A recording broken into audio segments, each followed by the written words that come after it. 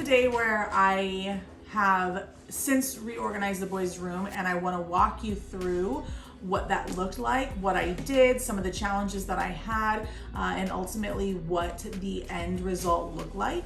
I started with the boys' room because it's probably the most complex room in the house. Obviously, it has two people that live in the same room, so there's a lot that goes into that room. They're 6.5, so they've been accumulating things for the last 6.5 years, which if you're a parent, you know, grows so quickly. I started in the boys' room by literally taking everything out of the room, and that really just gave me an opportunity to see what I was working with, to see the real estate, to look at everywhere in the room that I could then organize after the fact.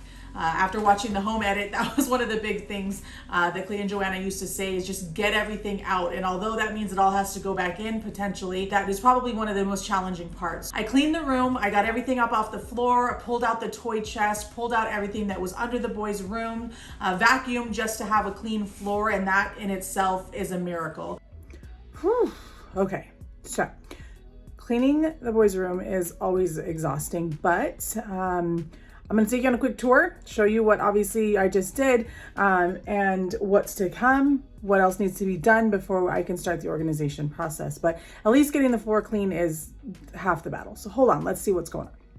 Okay, so I essentially just took everything out of the room to have a clean slate. So the boys usually have a very large toy chest that sits right here and houses right here, which I'm not really sure yet if we're going to keep. I cleaned out under their beds where they usually have their large bean bags that kind of just allow them to sit in their own little, space, if you will. But as you can see, we have bookshelves, excuse me, behind each of the boys' beds so that they can have their things there.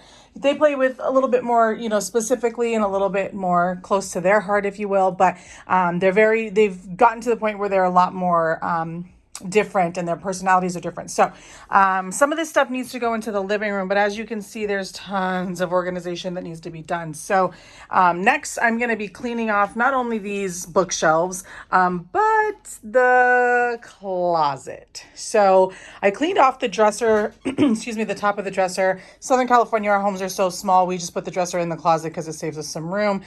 There's just not enough space, especially with two kids sharing the same room. But also going to clean out their drawers. They got so much stuff for Christmas, and all of it's not even put away. You can see things are just excuse me, in here like crazy. So I'm gonna take these down, clean these up, see what it looks like up here, and then I think this might be leaving the room too, and trying to find a different way to organize these toys and which ones they even still play with. So we'll see how that goes, and we will do it together, everybody.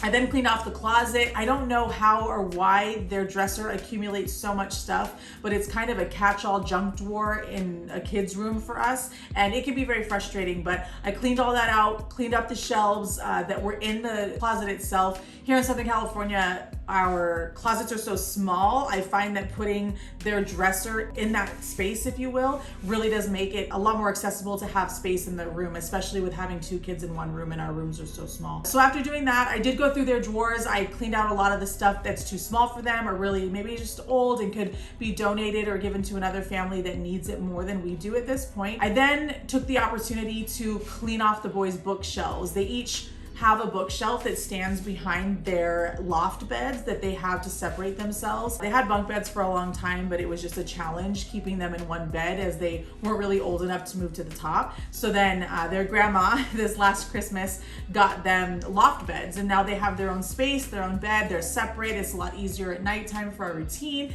And not only that, but now they have their own space underneath, and then each of them have that bookshelf to really keep the things that are close to their heart, the things that they enjoy, because they are polar opposites. Even though they are twins, they are simply two babies that were born on the same day, because there's nothing about them aside from maybe their eye color and their skin tone that's the same. Once I cleaned all that out, I then took an opportunity to go through everything to determine what we would keep, what we would donate, maybe what might hand down to their sister. They have a younger sister that's about 2.5, gonna be 3 in a little bit here in a couple months. There's some toys that maybe they've grown out of, but they are good toys for her to keep. They are still educational or fun and just something that she can enjoy also. So I'll show you a little bit of that.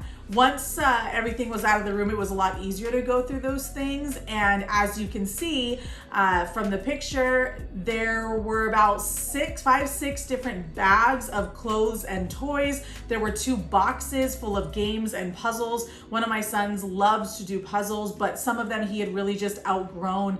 He could do a puzzle in 5 minutes, and that's not really the purpose of the puzzle and the challenging that it should be. So he's since upgraded to the 500, 750, and 1,000 piece puzzles. So it was a little bit hard for him to say goodbye, but we did donate a lot of those to some families that might enjoy them. But once that was done, it was then time to figure out how to contain everything. And I had gone to Walmart and I had gone to Target to get some tubs. I got a couple of different sizes. I wasn't really, they weren't very uniform. That's really not something that was super important to me, as long as they worked together and they accommodated the toys that the boys had. Children have toys of all shapes and sizes and sorts, and it's so difficult to determine what's going to fit in what box. And especially when you're at the store and you're trying to remember how big a toy is or what accessories it has, and it's just very difficult.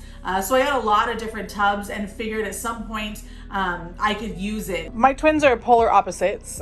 This is one side here, decorated a little bit while we were in here doing the organization. These bean bags I found on Amazon, they are fantastic. They actually don't have beans inside. They house all of the kids' stuffed animals. Absolute brilliance. The only Tupperware that I wasn't able to find, or excuse me, bin a home for on a shelf was this one here. It's the boys' Hot Wheels. So it needed a bigger container just because the Hot Wheel tracks and all of the contraptions that come with them are so large, and they also have some at their grandma's that they're going to be bringing over. So it needed just to accommodate that, but I'm okay with it. So my other son is a hockey fan, which is hilarious because we don't actually even live in Las Vegas, but my their grandma is from there, my mom, and I'm technically from there. So he loves the Golden Knights, so shout out, Golden Knights go. Once I contained everything, I put it all back in the boxes. So you can see I separated things from Mr. Potato Heads to their magic. They love magic, to the things that they charge, their superhero action figures. They love dinosaurs. There's a dinosaur bin. They are boys, so they have Nerf guns. So does their sister. And so trying to keep all their Nerf bullets in one place so that they don't get crazy and they don't move around. Up at the top of the closet, I did keep a sentimental box. I learned that from the home edit and didn't realize, you know, a lot of the things that I had kept unknowingly and a little subconsciously from when they were babies and when they were, you know, we were in the hospital. So I did keep those also.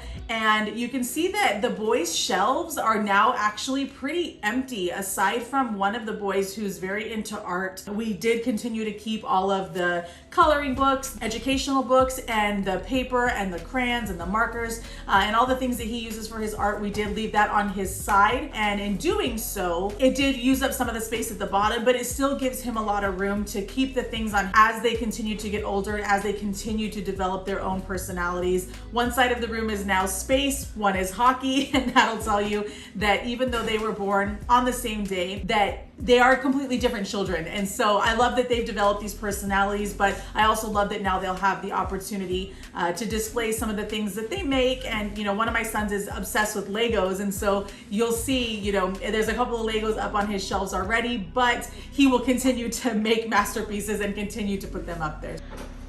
I thought I'd come and show you guys just real quick. All of these games and all of these puzzles used to be in the boys' room, but obviously we do game night out here in the living room, and the floor is really where we take the opportunity to build a lot of our puzzles. So I brought them all out here. Like I said, we decided to donate quite a few of them that we had outgrown, especially the puzzles, but this is what it looks like. I hope you guys enjoyed watching the process. It was a couple of days. It was not as quick as this video. It is definitely a commitment. It was very difficult keeping the kids out of the room, for lack of a better term, aside from sleeping in their room, because it was really a work in progress and a work in process, if you will. So it was very difficult to keep them out, but continue to make the changes in the room that we were making. And ultimately, I love it. I think it's a system that we can really stick with. The boys are learning to read at their age, so it also gives them an opportunity to read what's in what bucket and what's in what Tupperware, so that they can, you know, feel accomplished at the same time. And I think the system will allow us to stay organized. So maybe in a couple months we'll do a tour and see if we're still there. The only thing we didn't organize in the boys' room is the Legos. If you know anything about having Legos in children, I have yet to really master a process to keep them organized and to make it user friendly for the boys. They have so many Legos and they get them on every occasion, whether it's a birthday, a Christmas, you know, a good test at school, whatever the case may be. They are always asking for new Legos when it comes to an opportunity for them to get something. I think that will be its own separate video, figuring out how we decide to organize the Legos, as that in itself is just a beast. Don't forget to like and subscribe if you enjoyed the video. I appreciate you guys watching. I appreciate your feedback, and make sure you tell your friends, and I hope this inspires you. I hope it helps you feel a little more accomplished when it comes to your kids' bedrooms and just how difficult it can be to keep them clean. See you soon. Bye.